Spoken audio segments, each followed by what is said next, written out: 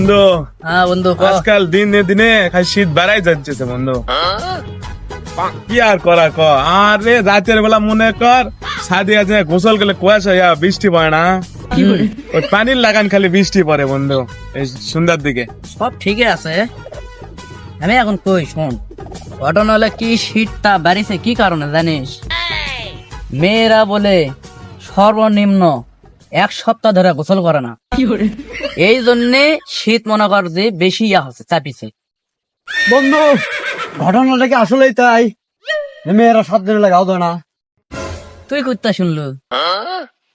আরে বন্ধু আর কোস না, ওই হাঁকতে হাঁকতে তোর কথা শুনে চলে আনো মনে কর।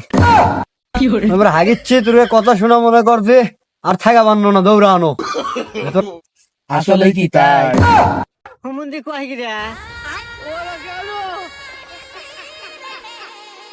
তোমার ছড়া কেমন হয়েছে?